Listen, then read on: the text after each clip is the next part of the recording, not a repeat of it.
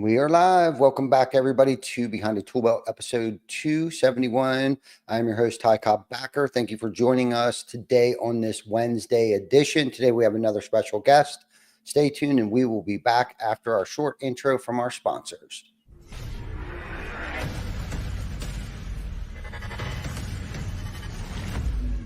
TC Backer. Roofing, siding, windows, gutter, solar. Roofing, siding, windows, gutter, solar. TC Backer.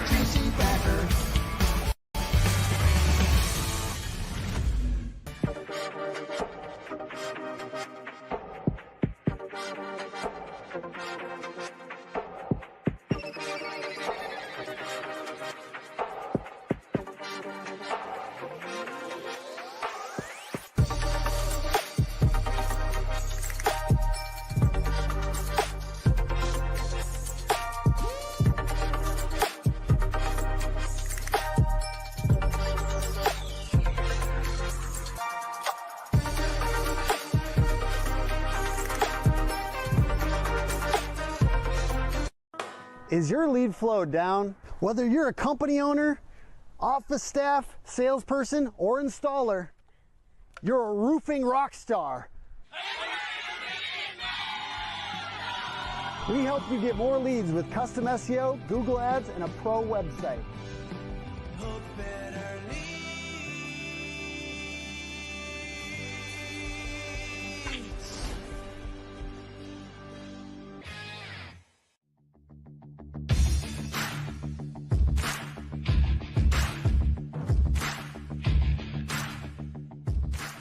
Welcome to Behind the ToolBelt, where the stories are bold, the conversations are real, and the insights come to you live, raw, and uncut. Every week, host Ty Cobb Backer sits down with game changers, trailblazers, and industry leaders who aren't afraid to tell it like it is. No filters, no scripts, just the truth. Please welcome your host of Behind the ToolBelt, Ty Cobb Backer. Hey, welcome back, everybody, on this magnificent Wednesday. I hope it's sunny and sun shining wherever the hell you are today watching this episode. Today, we have another great, phenomenal guest, somebody who has been influential in my career after, watching his content and meeting him at shows and just seeing what he has built, a man that I feel like moves in silence. His actions speak a lot louder than his words. Somebody who has used the roofing industry as his vehicle to have impact on not just those that he works with and the creation of leaders and co-leaders and co-workers, but his community and our industry as a whole. And I sincerely mean that, Heath. I think you're an amazing person. And I'm excited to have you on the show again today on our actual Wednesday, singular, opposed to being at a show and getting like a 15-minute, little clip here and there. Yeah. But today's the day, that I feel is a very special day because you're here and it is Wednesday and it's 12 o'clock Eastern Standard Time. So how you doing, buddy? Wow. That's a big question. I've tried to practice in the last few years of my life that, when somebody asks me that question, that they mean it. So how am I? Mm-hmm. I am happy and sad and in love and brokenhearted and rich and poor and tired and excited and everything in between, everything all at once. That's kind of how life really works. Yeah. I think the hard part is differentiating those emotions and feelings. At least for me, I used to drown a lot of those feelings with substances and stuff. And sure. I couldn't identify what I was feeling. And mostly for me was fear-based stuff, my anxieties, my fear, my heartbrokenness, all that stuff. A lot of that resentment all stemmed from fear. And I think they say a human being only really experiences two emotions, and that's love and hate. I could be totally wrong with that. But if I have thought about that, it's kind of like, I either love something or I don't really like it, and I don't know, hate, right word. Yeah. that was used in that, and I'm obviously not getting it right, but I think that's the basic two emotions people feel. Yeah, I would agree that there is a basic list for sure. Mhm. I think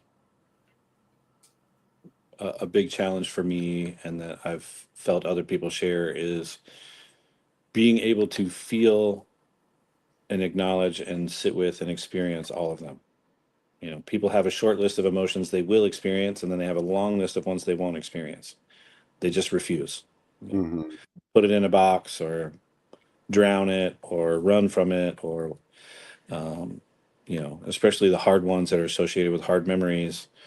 A lot of times we buried those memories or experiences so far away from ourselves that we have an emotional moment in this moment, that the emotions we're feeling are tied to a moment from 10 years ago or 20 years ago, or when we were a kid or whatever.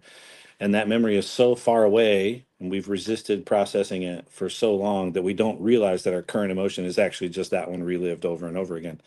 And that's you know, not the most healthy place to be. And I certainly came from a place like that. And maybe around 5 years ago, I got on a journey to try to figure that stuff out, unwind a lot of those things, and release a lot of those emotions. But the reason most people are unwilling to do that work, I think, is because at some point your soul or your body realizes you're going to have to experience it again if you're going to get through it, because you can't get around it. Yeah. And you're going to have to go through it again. And the reason it's still sitting there is because we didn't really go through it the first time. We got near it and we dodged it, or we hid from it, or we drank it away, or whatever, and we didn't let that emotion run its course. But all of those emotions, something I've learned is all of those emotions are meant to do something for us. There's a purpose behind all of them. And the one that I hid the most growing up was anger. I hid that one the most because that one got me in the most trouble. My mom was very abusive, and anytime I was angry about it or anything else, it just made the abuse so much worse. And so I never got to experience anger. Um, and then I was also taught, by the church I was in growing up, that, anger is not right. You shouldn't make any decisions in your anger. You shouldn't listen to your anger. You should, use your logical brain and work yourself out of that anger and then make your decisions. But honestly, I've learned that anger is a wonderful time to make certain decisions, because it's there to help us draw boundaries. When people cross our boundaries, we're supposed to be angry about it, and we're supposed to push them out of our world, or draw a line in the sand and say, you can't do that to me anymore, or I won't do that again, or I won't allow a person like you around me again, whatever the situation is. But I was not very good at that because I didn't feel any of my anger at all. And so shame, that's another one people really hide from. And that one's not as useful as anger, but it still gives you a hint that there's something there you need to understand or work on. So if you hide from it, you carry it around. You can't really get away from it. It just becomes a weight around your neck. So Yeah. So yeah. how did you unwind that? Oh man. Well, I had an experience in my life that was, you know, um, traumatic and tragic, and I spent a weekend, you know, 6 years ago maybe, Mm-hmm. trying to figure out if I wanted to be on the planet anymore. You know, Yeah. um, and when I got up from that weekend, what I understood myself was that everything that I knew up to that point had produced that weekend in my life. And so if I didn't want another weekend like that, I had to learn some new stuff. And the me that existed up until that point would have just looked backwards a little bit and said, well, I'm supposed to be more disciplined, and so I'll just try a little harder to be disciplined. So I'd reach over and grab the knob for discipline and try to turn it up a little bit and hope that my whole life was going to change. Mm-hmm. But um, what I realized in that moment is that whole machine with all the knobs of everything I knew on how to manipulate or change or alter in my life, that whole machine, that is what produced that weekend. The whole thing didn't work. Um, and so I kind of went on a journey to learn things that I didn't know anything about, rather than trying to relearn things that I thought I knew that were the right things. I said, well, this just isn't working. Mm-hmm. So I got to Mm-hmm. learn things I've never heard before. I can't just read a book about stuff I've already read about, maybe from a different perspective or something, or go listen to the same sermons I knew growing up or something like that, because I'm sitting here as a result of those things. And I don't want this. I can't make it through this weekend again. So I had to change some things and learn new things. Yeah, no doubt. It's funny. Yes, and and this is so cliche, but through pain is growth. But I guess my question for you is obviously you are who you are today from experiencing Yeah. that pain. Um, but you had mentioned something earlier, and we can dive a little deeper into how you got to where you're at today through that process that you had to go through. But you had made a comment that anger is useful. Mm-hmm. And Yeah. let's dive into that a little bit. What do you mean? What do you mean when you say that? Like let's elaborate a So, little more. okay. So, well, we'll back up just a little bit. There's a book out there that I would highly recommend, called King, Warrior, Magician, Lover. Mm-hmm. And it talks about the 4 roles that we have in life, or the 4 archetypes of masculine. And no matter who you are as an individual, at different times in your life, you're going to be in the role of king, or the role of lover, or the role of warrior, or the role of magician in your own life. And oftentimes as men, that means there's other people involved too, but at its core, it's you, and you're going to have to live in those roles. You're going to have to know how to operate in them when the moment is right to be one or the other. And warrior and king both have anger elements of how they operate. Warrior probably more so than king, but in as a king in your own life, one of the things that you do is you set the boundaries of what's acceptable in your life, or your kingdom, if you want to look at it that way, your household or your business or whatever. Mm-hmm. And oftentimes you aren't able to set the boundary when you don't know exactly where it is, but you figure that out when somebody crosses it, Mm-hmm. right? Sometimes you cross it, sometimes somebody else crosses it, but then you become aware, oh, this is the thing that's unacceptable. This is where I don't want to live. I don't want to let anybody else do this to me again, and I don't want to do this to myself again, or do this to the people I love again. Oftentimes in that moment, there's anger, and that's your motivation to move that boundary stone from wherever it was before to where you want it to be right now. And then when somebody comes up against that boundary, anger is the thing that pops up and says, no, you're not coming across it. You're not doing that to me. I'm not going to allow that. Now, I'm not saying you jump up and down and punch holes in the wall. That's not what I mean by anger. I mean the energy that rises in you to make a move or make a change. Tony Robbins says it's our motility. It's the thing that moves us, is our anger. It's not the thing that drives us. That's not what I mean. Not your constant driver. That's very unhealthy.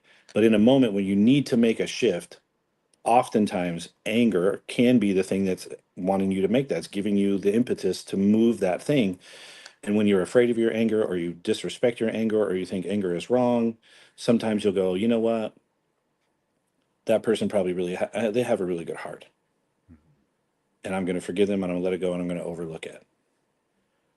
And while you can still forgive them and assume that they had good intentions, you can also still set a boundary and tell them you can't do that again. That's where I was missing. I had lots of love and grace for people, but I did not have the strength to Mm-hmm. set boundaries and enforce them. And so I ended up letting a lot of people into my world that did not have good intentions.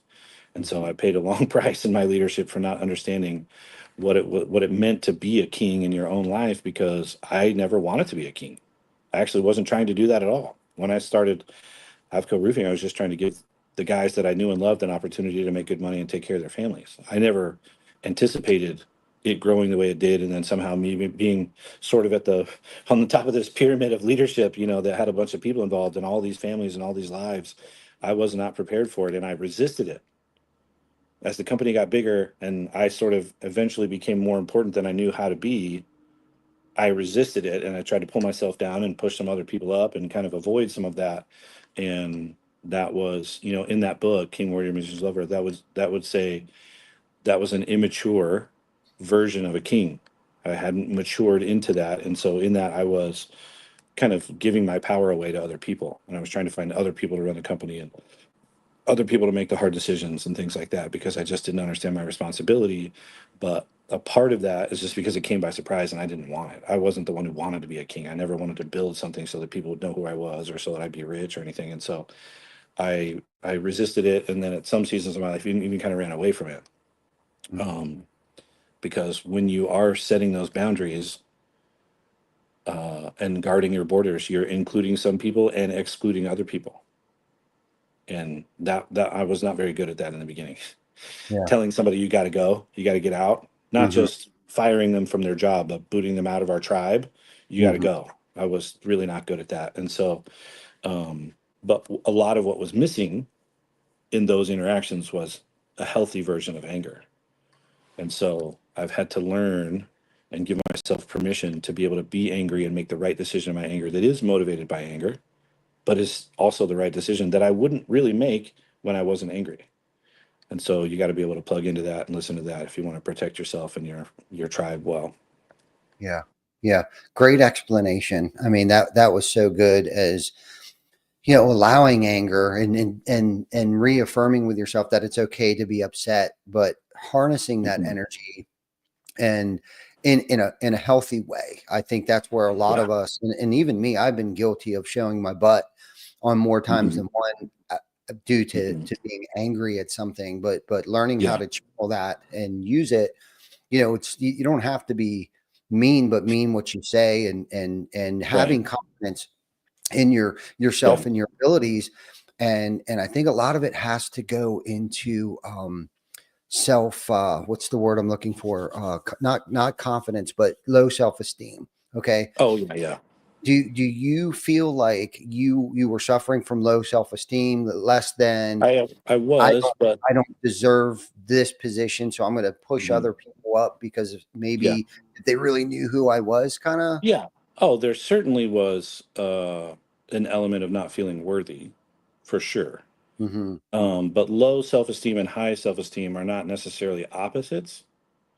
They're both immature expressions of real self-esteem, right? So they're not necessarily opposites. It's not like there's a scale from low to high. It's just kind of an incorrect or immature expression of the value you should have for yourself. But what's often missing in there, what was missing for me, is agency. The understanding that I can and should control all these elements in my life, and they're my responsibility, and I have the right to make whatever decision I want inside of my life. I don't have to consider everyone else first. That's not a true statement. Now, when you choose as a leader to consider others, that's wonderful. But you don't have to do that as an individual. You're not bound to this teaching that I grew up with, which was you always have to put everyone else first. That literally doesn't work, and no one actually really lives that way. And if they did, they would probably have nothing, and they would literally serve everyone, you know. And I'm not trying to contrast that against the scripture that says the greatest of all is the servant of all. Jesus says that, but that's said in hyperbole and isn't meant to be taken literally. It's meant to express an idea that we should love and serve others, right? But this idea that I have to consider everyone else before myself, that I grew up with, just isn't true. Your life doesn't work if you do that. If you don't love yourself first, you're not going to be able to love anyone else well, because you're going to love everyone else the same way you love yourself. Which is why Jesus says, love your neighbor as yourself. And that's why that scripture never made sense to me growing up, because I didn't love myself. So how am I supposed to love someone else that's the same way you love yourself? I didn't love myself. So I didn't have a good example. I didn't know that scripture didn't even make any sense. And so that implies you have to love yourself first. Yeah. And when you're good at doing that, then you'll be good at doing it for other people. And so the agency was a lot of what I was missing, not necessarily just self-esteem. It was this perspective that I can and should influence my life for myself. And it isn't just okay to do that. That's actually my job.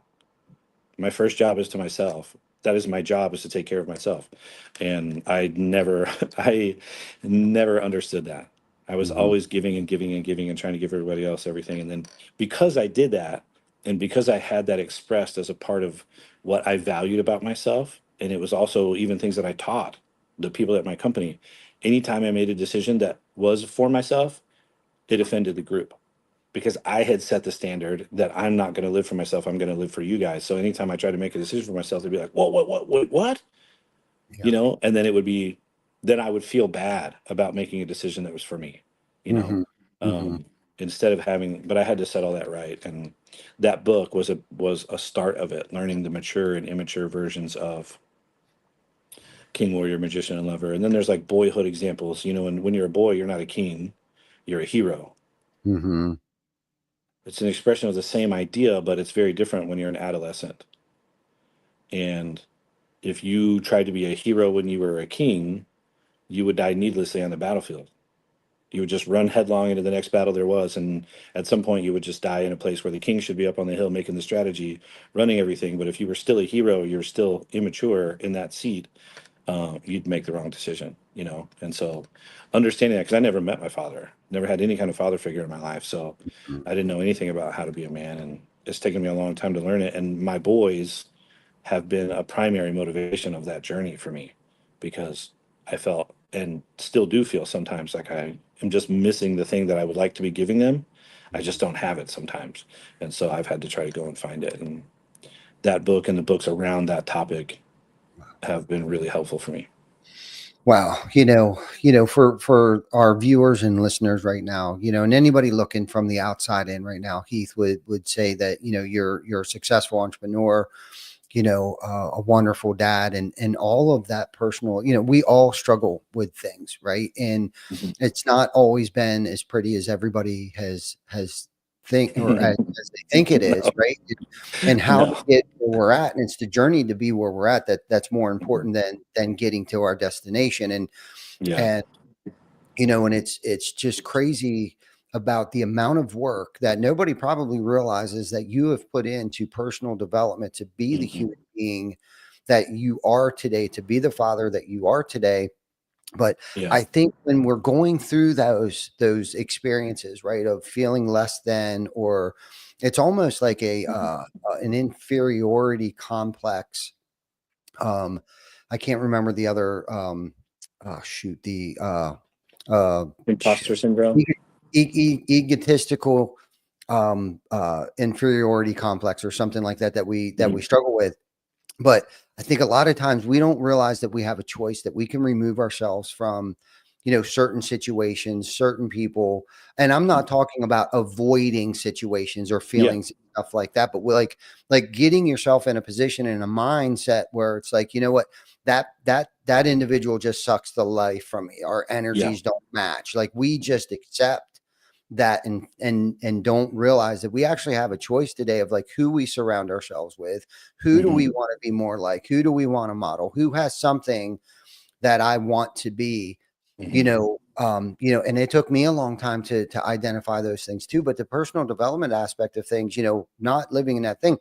And I think for a lot of us, it's more comfortable to stay in a bad situation because of the fear of change, right? That For sure. grieving process that we might have to experience, that it's just easier for me to stay in a shitty relationship or be at a dead end job or whatever because of that fear of change, knowing deep down inside that if I would leave this situation or relationship or whatever the case might be, that it is actually better for me, mentally, physically, and for my family. And then on the other side of the coin that you were talking about, like where you conditioned those people around you that you were leading, that if I actually did something for myself, that it was bad, right? Right.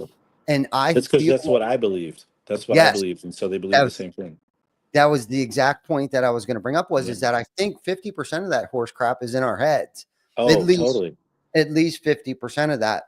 So what did you, I mean, outside of like reading books and stuff like that, what do you do on a day-to-day basis? Like when you said, like when you come up against Yeah.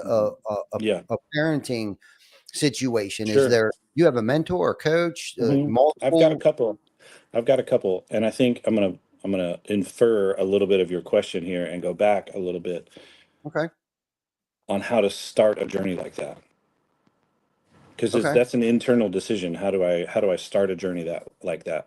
And one of the key elements, I think, is being okay with being wrong. Mhm. And that's why a lot of people don't make the decisions that you were talking about. There's a lot of elements in there, but a lot of times people don't want to realize that they were wrong in the decision that they made. And so they'll bolster that decision in their mind with the person that they picked to be in relationship with, or the job that they picked, or the career they picked, or the tattoo they got on their face, or whatever. Whatever it is, they're going to bolster that decision. The guy with the tattoo on his face, almost every one of those guys is going to tell you it's the greatest thing they ever did and everybody should do it. because they don't want to be like, yeah, that was real dumb, dude. I shouldn't have done that. I'm not saying face tattoos are dumb, by the way. I'm just saying there's an ideology or a false narrative where once you do something, you start to tell yourself it was the right thing. And it's really hard to stop and go, yeah, man, I really fucked that up. And it being okay with being wrong, I think, is a big start of that journey. And understanding that being wrong doesn't make you a failure, even though you might be failing. I'm failing in several areas of my life right now.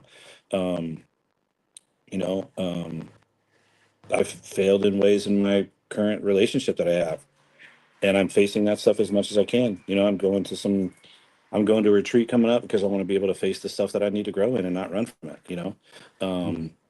But if you can't do that, you're really not going to get on the journey. So trying to figure out whether you should meditate or read a book or have a mentor or whatever, you got to figure out first whether you're willing to be wrong.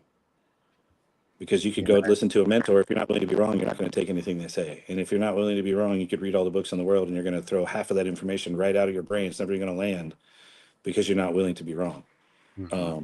And being wrong doesn't mean that you are wrong. It doesn't mean that you are a failure. It doesn't mean that you aren't worth anything. It just means there's some information that you have that you need that you don't have. And when you have it, it'll change the way you operate. And so if you're willing, at whatever point you might be at your life, whether it's right now while you're listening to this podcast, or whether it's 3 months from now when your marriage is falling apart or your addiction is overtaking your life, being willing to be wrong can be the impetus to start you on a journey. Once you're on that, there's a lot of ways to do it. For me, a big kickoff of it for me was I went to India for 3 weeks, and I stayed in an ashram, sort of like a temple. And I learned about things I'd never known anything about. I wanted to learn about God from a perspective that I'd never had before. Because the God that I grew up with, I'd heard about a lot, read a lot of books, went to college about it, grew up very involved in church, did missions all over the world and stuff like that. Very, very involved, had a lot of information. But to me, once I hit that weekend in my life, I realized there were just some things missing, whatever they were. And I could have even heard them before in that other seasons of my life. I might have heard them and they just didn't land. And so I was like, well, I'm just going to go do things I've never done.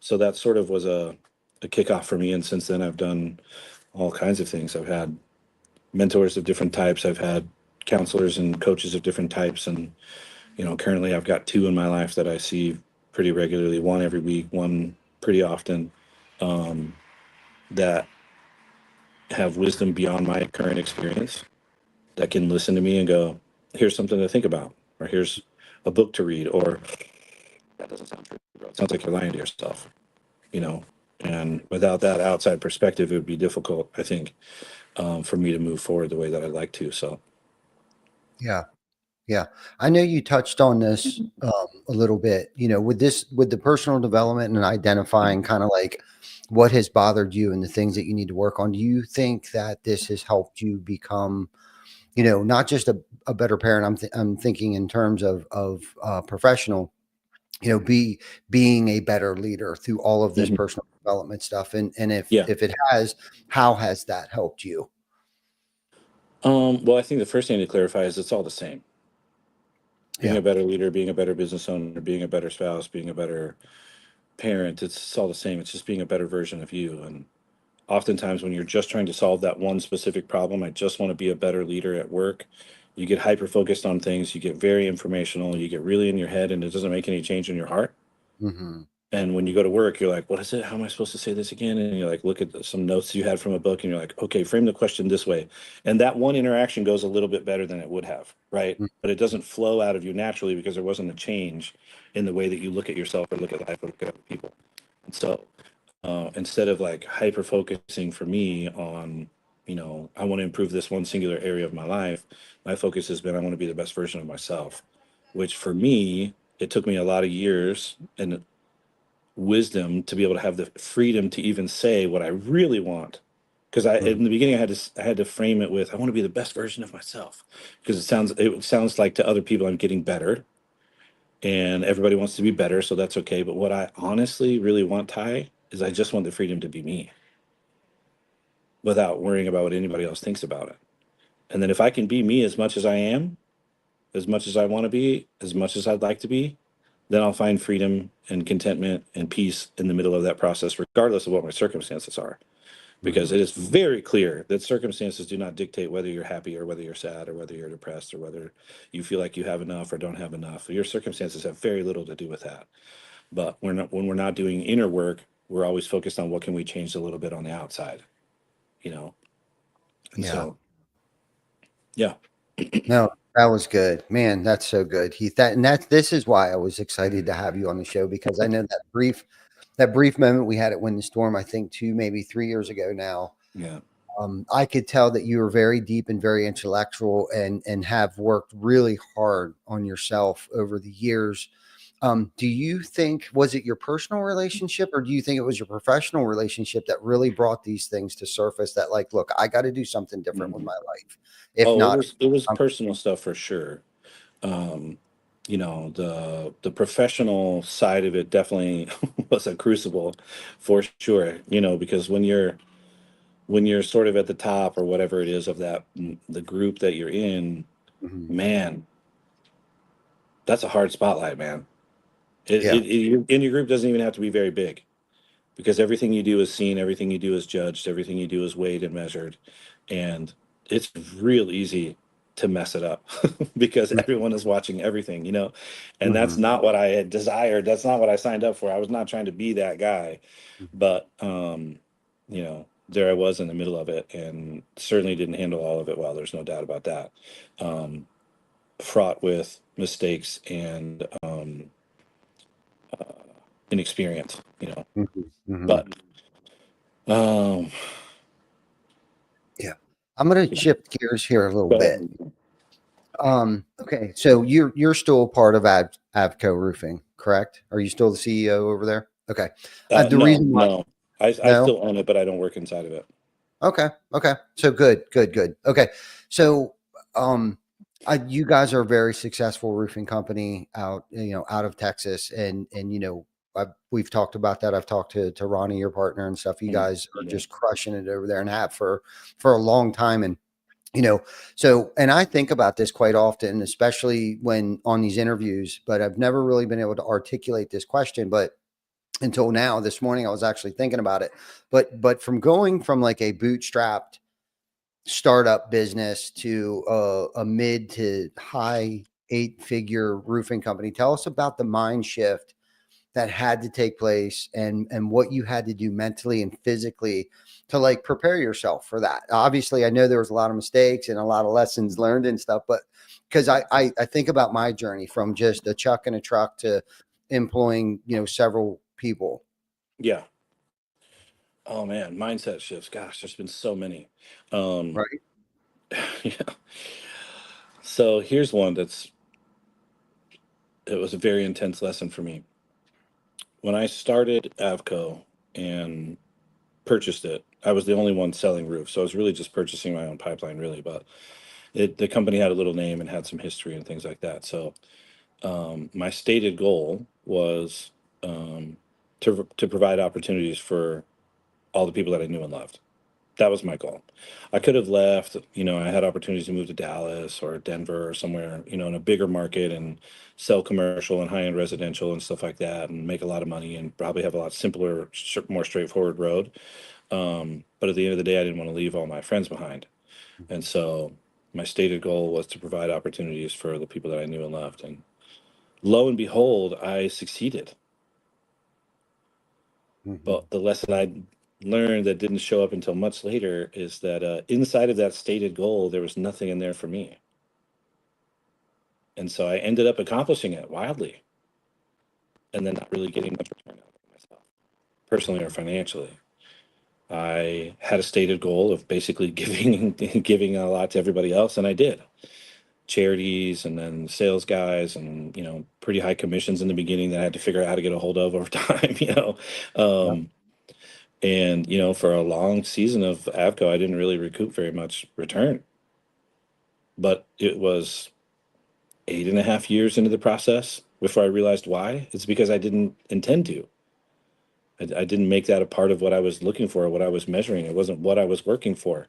And while I don't want to be driven by money, and I'm still not, if you're going to do something this hard, you should be at the center of what you're doing because it's really hard. And so, because when you're doing it for other people and then you're also not getting a lot of reward for yourself, when it gets really hard, you're like, why am I don't want to do this anymore. This really sucks. Mhm. And that's a big lesson. Do it for your family, do it for yourself, and that's okay. Balance it, of course, with other people's interests and helping people and being generous and all that. But I was doing it for others, and other people got a lot of reward out of it, and I didn't. And so my mindset has had to shift. Where Mhm. business, the measurable success in business is the dollars that your company retains at the end of the year. How whatever else you want to say, that's the real measurement. How much money is left in the bucket? That's why you do business.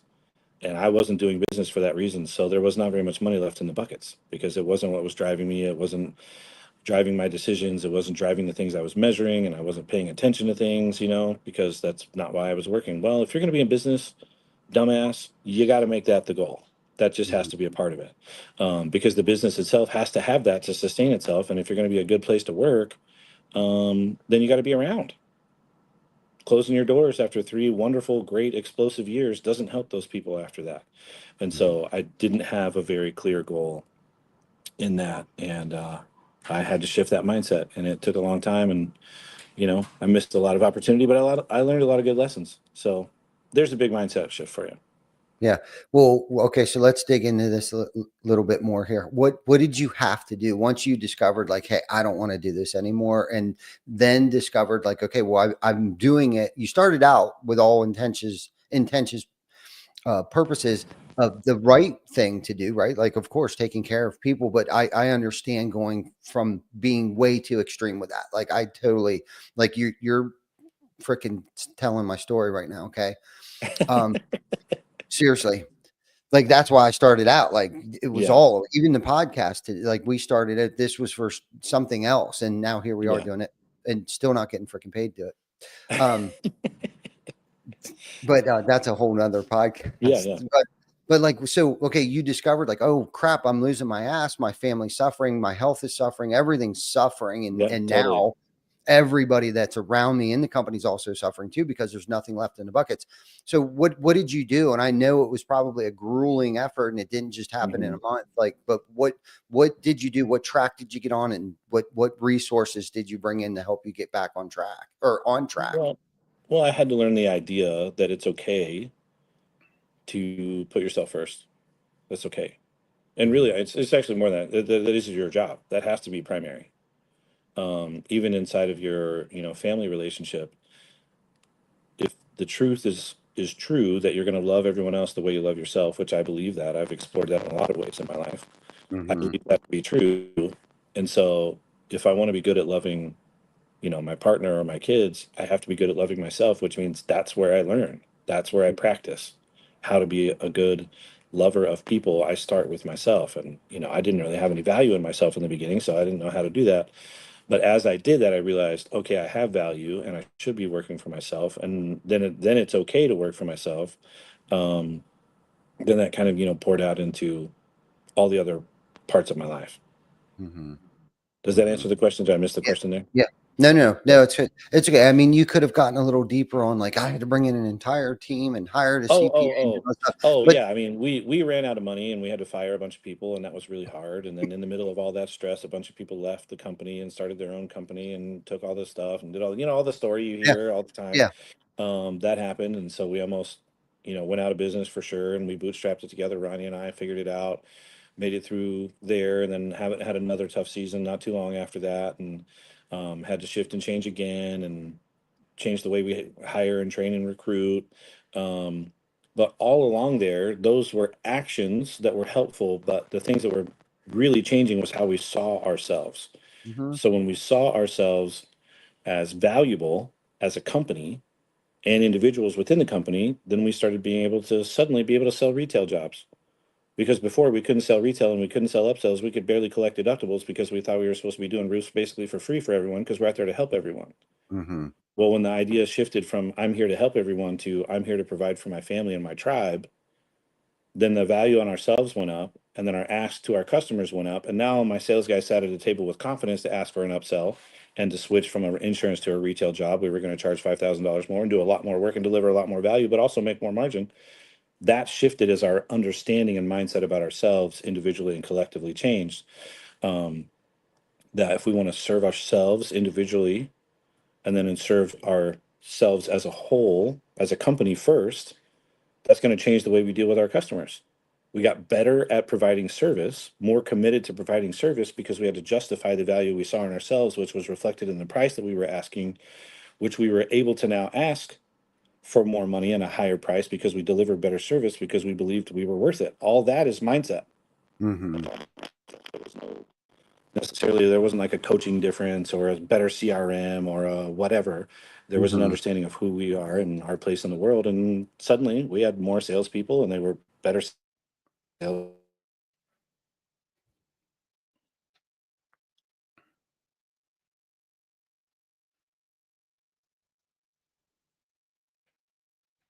Come on, baby.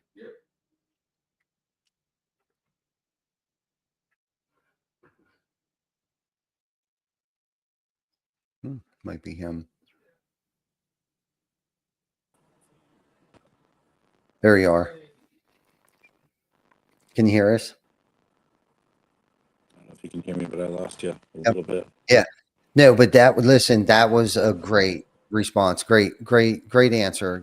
Finding more value in yourself. And I think a lot of people might think that sounds a little selfish, but I always say this, if I'm not eating, I can't feed others. Right. And ultimately at the end of the day, I have to make sure I'm taking care of myself physically, mentally, spiritually. So then it's almost like I need my cup to be overfilleth, or however you say that, like overfilling. Right.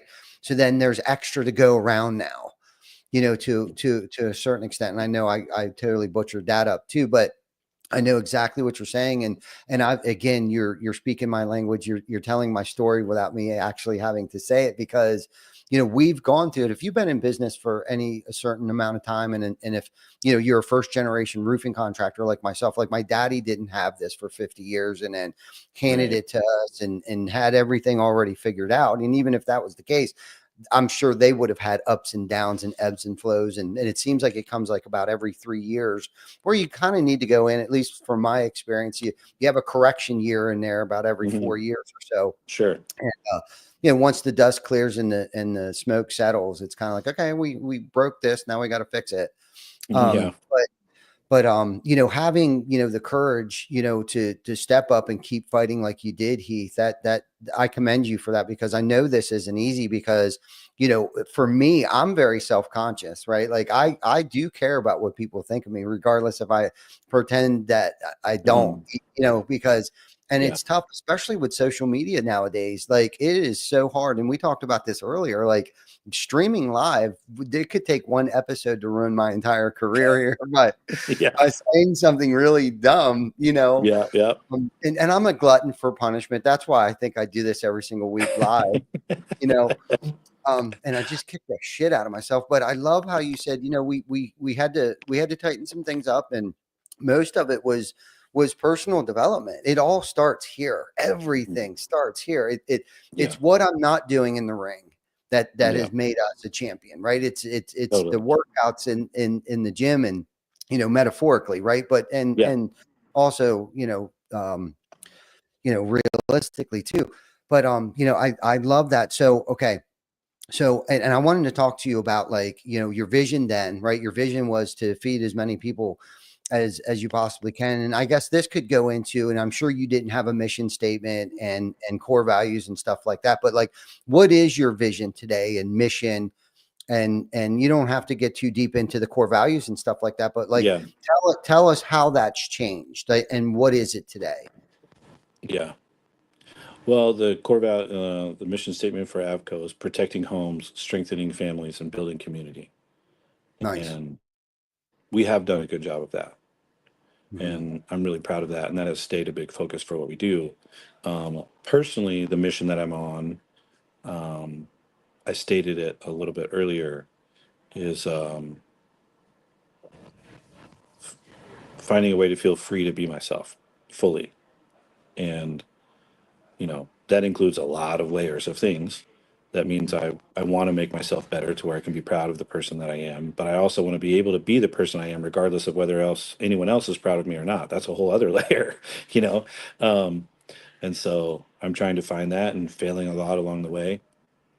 But now I can see it and experience it differently. And so I'm getting a lot out of it, even though I would say it hasn't gotten easier, but it has gotten more rewarding. And so my mission now is to figure out, where my potential really lies. What all could I really do? And are there things in my life that I'm not doing that I'm built and meant and destined to do? Because if I don't find those things and fulfill those things, I'm not going to feel alive the way that I want to. And it doesn't really, to me at this point, it doesn't really matter if it's making money or not.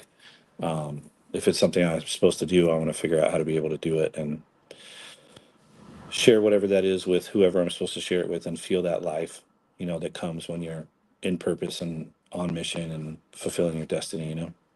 Yeah, I love that. I love that. And thank you for planting that seed for me.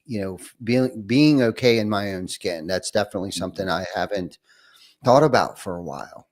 So thank you so much for planting that seed for me, because I felt like I was on to something. I always feel like I have like these different sets of scales, not just one. Right. And when people talk about this balance and stuff like that, and I'm still kind of on the fence with that. But sometimes I just feel like I have all of these. I got this scale at the house that I need to balance. I got this scale at work that I need to balance. And like you, I'm the owner of a couple different companies, and two predominantly right now, Lead Scout. I've been at the helm of that. Me and my partner Chris Hofstra has just it's just two of us now. We had four of us, and I was kind of a silent partner. But now I'm doing shows, like I'm seeing you at all these events, with the catch-all, and you're out there. Yeah. Which kind of leads me to my question that I wanted to ask you before we got off here. But thank you before I go to the next question. Thank you, because that's definitely something that I think you helped me sum something up. Like my mission was, because I'm not seeking balance, because I think whatever I try to balance, something's going to suffer ultimately. So I just need to be where my feet are. If it's 5 minutes at home, if it's 5 minutes at work, or if it's 5 hours at home or 5 hours at work, I need to be where my feet are. To me, that's good enough balance. Okay. Yeah. And being super, super intentional about that.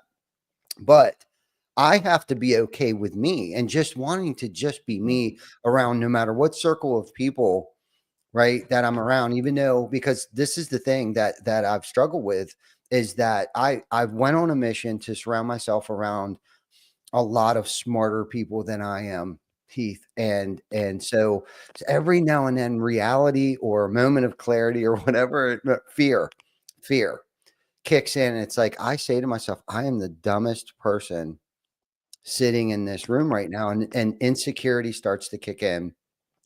And I think, and that's been happening more so lately than it has, especially with this whole Lead Scout acquisition and stuff like that, because now we're dealing with code writers, engineers, and Chris has been at the forefront of this, and he's so smart, at the forefront of Lead Scout for the past 5 years. And I've been involved with it for 3, but only as a silent partner. So as far as UX, UI, code, all that shit, man, like forget about it. I can barely operate my Google Calendar some days. Okay. So and that's what exactly my life is planned by design. But then I also realize that I'm the only one that can screw this thing up by my insecurities, and finding that where I'm okay with myself all the time, and that these people like me. And yeah, I'm the chief energy officer. I'm the CEO. That's what I consider myself from John Gordon's book. I'm the CEO. I put that in my signature on my email too.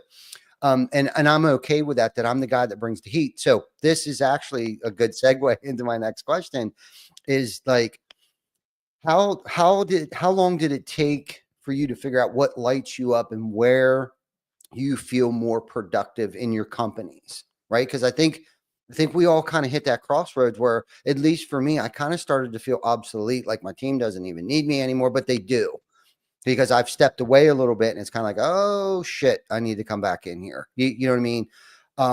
But like, there are certain things that I think we do in the position that we're in right now, is like, there are things that I'm not so good at that I don't really enjoy doing, but these things light me up and I'm really good at it. And it brings a lot of value to not just myself, but those around me. How long and what is that for you?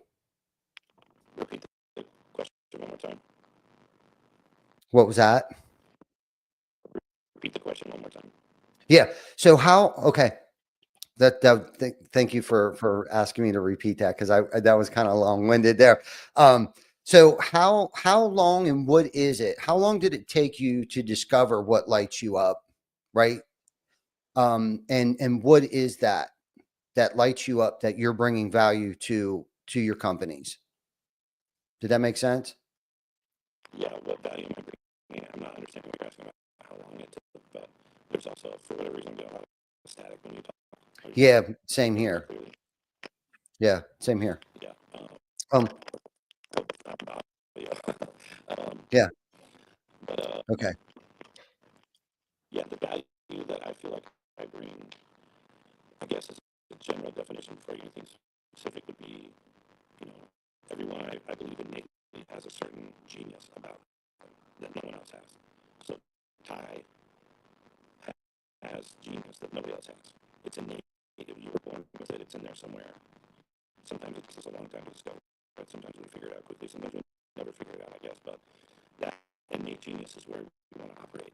The things that, the gifts that naturally flow out of us that are often easy for us, are when we're our genius, it's usually not hard. It's very natural. It's the thing that we want to be doing. It's the thing that also has a lot of impact when we do it, And so finding ways to stay in that pocket and not mess with the other things can take a lot of discipline depending on your personality. But if you don't do it, and you don't stay disciplined to stay in those things that are your genius and your gifting, you'll start to mess a lot of stuff up. You'll also get really tired, and you'll probably be pretty frustrated, and the people around you might also be frustrated. So those are good signs, maybe, that you're not working in your genius or your gifting. But I try to figure out what those things are, and I really only want to contribute those. And there's certain levels of conversations about certain things I don't even want to be in, because I've trusted those things to people that I trust more than myself. What's that? I'm gonna have to finish this thing. Sorry for that. That's okay. Yeah. So I think figuring out that genius, figuring out the giftings, like what it is you're meant to contribute to those companies, will keep you alive and fresh. Can keep you involved in it for a long time. When you start stepping out of that, you get tired and exhausted and frustrated, and your timeline might be limited there. But if you still have things in your gifting to contribute, you'll always be relevant. Man, good answer, Heath. Damn, you are so good, dude. Thank you. Seriously, you planted another seed. And this is what's crazy about this podcast is most of these questions that I ask our guests that come on here are very selfish questions, right? Things that either I'm dealing with or struggling with, or just responses that I want to hear, and in turn, you're dropping nuggets for all of our viewers and our listeners, whether they're listening now or on the replay. And this is why I wanted you to come on the show, because one of a couple of reasons that you are just such an inspiration to me. And like I said, I'm not saying that you're an influencer, the whole guru thing that's going on right now, but you have had influence. You have influenced me. Okay. Since that first conversation we had at Wind and Storm 2 or 3 years ago, I was like, this dude's on a good journey right now that I would like to kind of hitch a ride on, and I think I might even have said that, like, dude, I really want to stay in touch with you. And unfortunately I haven't. And that's on me. So, thank you. I know you got to get going here. But Thank you for having me. So I'll dare you to read that book that we talked about, King, Warrior, Magician, Lover. And then there's another one that came up when you were talking about being wherever your feet are at. There's a book called Wherever You Go, There You Are. And it's this idea that we can't escape ourselves. We're always where we are, and there's nowhere else we could be but right here. No matter if I try to go over there, once I get there, there is here. I'm always here. I'm always the thing. I'm always the center. I'm always what's creating these outcomes I'm experiencing. It's always me. It's never the circumstances outside of us. yeah, It's us. And so, you know, a big majority of what we experience, I guess never is a strong word. I shouldn't have said never, but the vast majority of the time, what you're experiencing is the situation that you created because you needed it for some reason. Most of the time we create a situation we need because there's a lesson we need to learn. So we got to mess it up somehow in order to figure it out. Right. But that book, Wherever You Go, There You Are, I dare you to read it and do the exercises in the last, just do it every day. Just do it. I dare you. And then call me again and we'll have another talk. Challenge accepted. And it doesn't even have to be a podcast. You just call me and tell me about your Yeah, experience reading those 2 books. I will. I will. I'm going to get it as soon as we get off here, man. All Thank right, you brother. so much, dude. Of You're course. the man. Keep killing it. If you ever need anything, let me know. Hey, brother, I And appreciate that. yeah, thank you. And thank you everybody for joining us. If you know anybody that could get something out of this, please share this with them. If you haven't liked, loved, subscribed, or share, please do that and check us out on the replay if you got in here late. Until next week, take care of each other, and we will see you next week on episode 272 Behind the Tool Belt. See you Peace guys. out. Bye. See ya.